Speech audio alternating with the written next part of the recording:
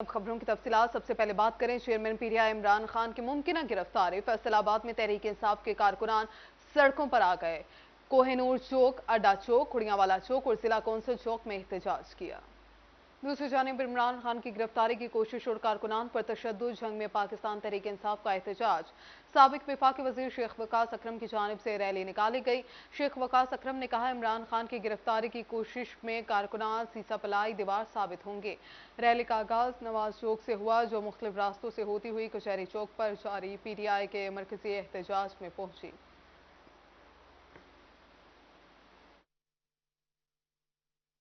Punjab assembly का इंतखाबी दंगल, उम्मीदवारों की भरमार, रिटर्निंग अफसरान के दफातर में गहमा गहमी रही। पंजाब असम्बली का इंतखाबी दंगल, उम्मीदवारों की भरमार, रिटर्निंग अफसरान के दफ्तर में गहमा गहमी रही। कागजात नामजदगी जमा कराने का सिलसिला दिन भर जारी रहा। इलेक्शन कमीशन की मजीद 2 दिन की मोहलत। कागजात नामजदगी 16 मार्च तक जमा कराए जा सकेंगे। बड़ा इंतखाबी मार्का फैसलाबाद में बड़े नाम इंतखाबी दौड़ में। विफाकी वजीर दाखिला राना सनाउल्लाह के दामाद राना शहरियार ने PP 115 से कागजात नामजदगी जमा करा दिए। PP 112 से साबिक सदर चैम्बर एहतशाम जावेद PTI के उम्मीदवार सरदार मोहम्मद मुजम्मिल सरवर डोगर ने भी कागजात नामजदगी जमा कराए। डॉक्टर शहबाज गिल का PP 111 और 112 से इलेक्शन लड़ने का फैसला। फैसलाबाद बार के सेक्रेटरी राना MA बाबर खान ने PP 116 से कागजात जमा कराए। इस मौके पर सरदार मोहम्मद मुजम्मिल सरवर डोगर का कहना था कि नौजवान क़यादत ही मौजूदा मुल्की मसाइल का हल है। 5 साल से हल्के की आवाम की खिदमत कर रहा हूँ। इलेक्शन में फतह हासिल करके हल्के की तरक्की में अहम किरदार अदा करूंगा। मैंने आज से कैंपेन का आगाज़ करना। मैं 5 साल से हल्के में हूँ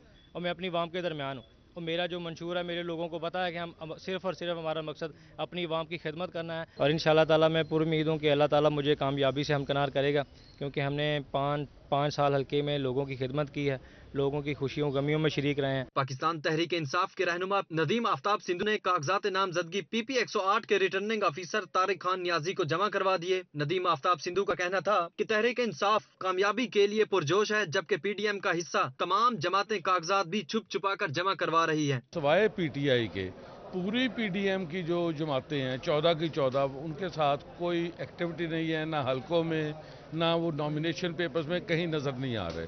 ये लोग इस वक्त डरे हुए हैं इलेक्शन से, और अल्लाह के फजल से जब ये इलेक्शन होगा तो आप देखेंगे कि इमरान खान का जो पैगाम है वो बच्चे, बुजुर्गों, नौजवानों, ख़वातीन घर घर पहुँच चुका है और इनको इंतहाई बदतरीन शिकस्त होगी। सुप्रीम अंजुमन ताजरान के चेयरमैन और उम्मीदवार बराए PP 111 मोहम्मद अमीन भट्ट ने कागजात नामजदगी जमा करा दिए। अमीन भट्ट ने PP 111 के रिटर्निंग ऑफिसर दफ्तर में कागजात जमा कराए। अमीन भट्ट बोले, हल्के की आवाम की मुकम्मल हिमायत के साथ कागजात जमा कराए हैं। पाकिस्तान मुस्लिम लीग नून के टिकट पर इलेक्शन लड़ने का ख्वाहिशमंद हूँ। अगर पार्टी टिकट देती तो भरपूर तरीके से इलेक्शन लड़ेंगे। जीत पाकिस्तान मुस्लिम लीग नून की ही होगी। जंग में बड़े पैमाने पर उम्मीदवारों की जानिब से कागजात नामजदगी जमा करवा दिए गए। तहसील जंग के 4 हलकों में 67 उम्मीदवारों की जानिब से कागजात नामजदगी जमा करवाए गए। जंग में सूबाई असम्बली के 7 हलकों में कागजात नामजदगी जमा करवाने का सिलसिला जारी। तहसील जंग की PP 124 में 17, PP 125 में 23, PP 126 में 21 और PP 127 में 10 उम्मीदवारों ने कागजात नामजदगी जमा कराए हैं।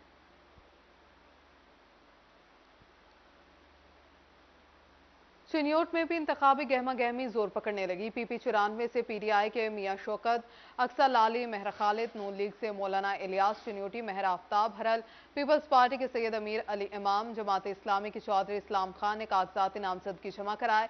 PP 95 से पीपल्स पार्टी के सैयद हसन मुर्तजा, सैयद नूरुल हसन शाह, गुलाम कुतुबुद्दीन सियालवी, अब्बास अली शाह, हुसैन अली शाह ने कागजात नामजदगी जमा कराए।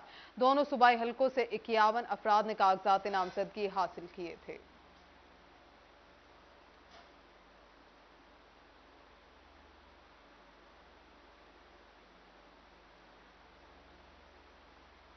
उधर चिन्योट इलेक्शन कमीशन ने DMO और उनकी मॉनिटरिंग टीम का डाटा तलब कर लिया।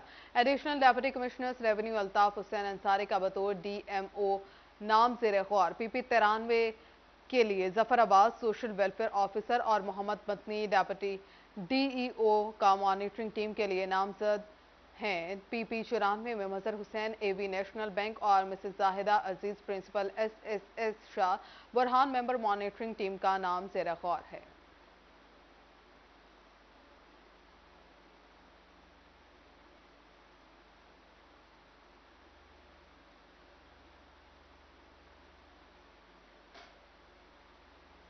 और यहाँ आपको बताएं टोबाटेक सिंह में भी उम्मीदवारों की बड़ी तादाद ने कागजात नामजदगी जमा कराए। पीपी 121 से चौधरी रमजान परवेज, खालिद नवाज, अली अब्बास रिजवी, खावर शेर के कागजात नामजदगी जमा हुए। पीपी 120 से रिजवान गुजर, मजहर काहलू ने कागजात नामजदगी जमा कराए।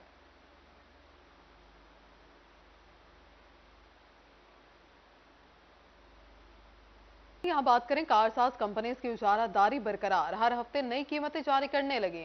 होंडा कार ने गाड़ियों की कीमतों में एक बार फिर इजाफा कर दिया। गाड़ियों की कीमतों में 2 लाख से 10 लाख रुपए तक का इजाफा किया गया।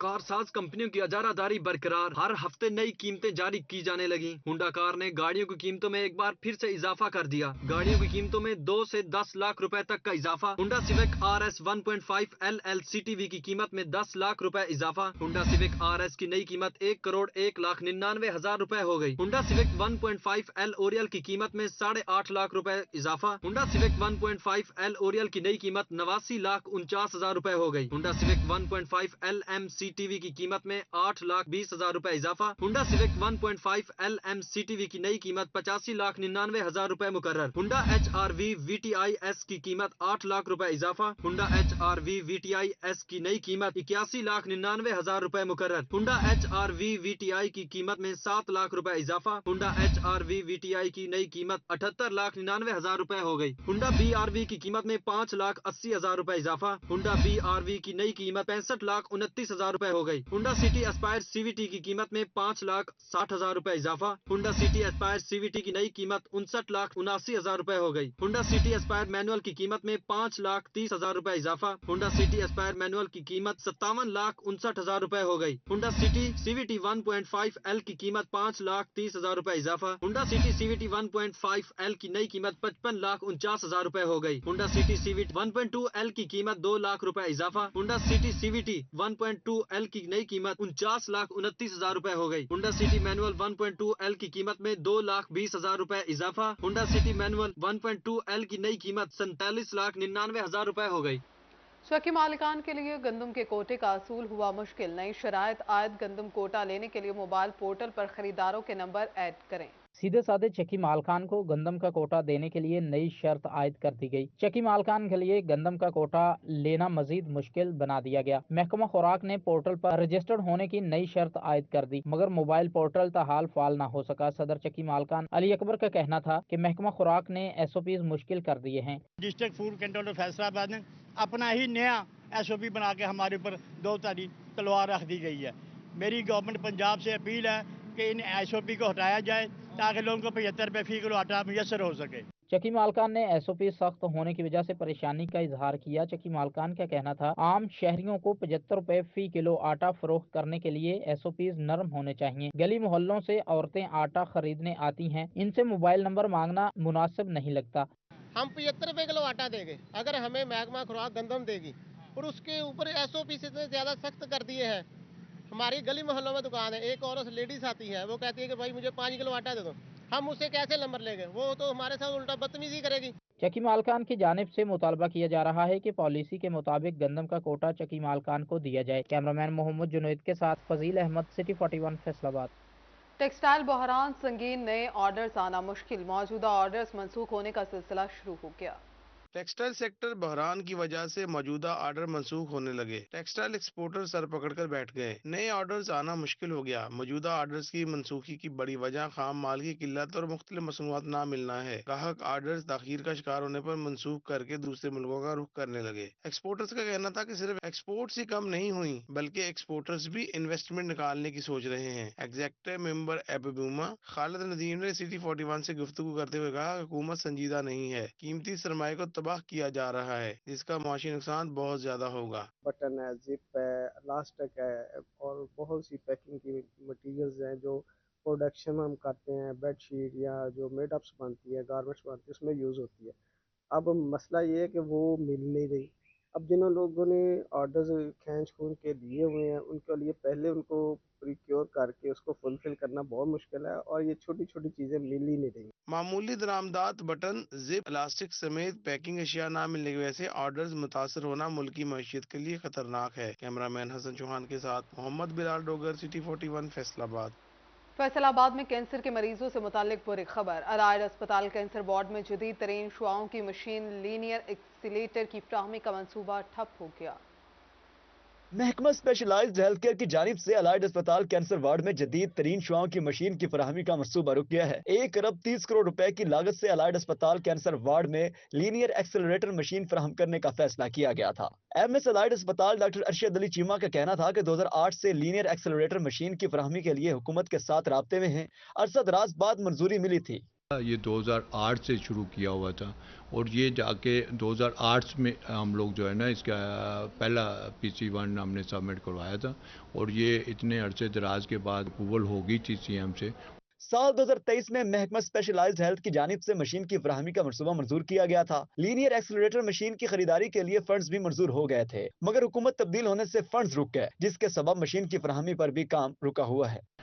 इस साल 2023 में इसकी अप्रूवल हो गई थी CM से और उसके फौरन बाद फिर निगरान सेटअप आ गया तो ये फंड्स जो है ना रोक दिए गए थे। लीनियर एक्सीलेटर जैसे आपने बताया कि 135 मिलियन की। अलाइड अस्पताल कैंसर वार्ड में मौजूद रेडियोथेरापी मशीन भी पुरानी हो चुकी है। इस मौजी मर्ज से बचाव के लिए जदीद मशीनरी की फराहमी भी बहुत जरूरी है ताकि मरीजों को इस जानलेवा मर्ज से छुटकारा दिलाया जा सके। कैमरामैन कमर बूटा के साथ आजादार हुसैन, सिटी 41 फैसलाबाद।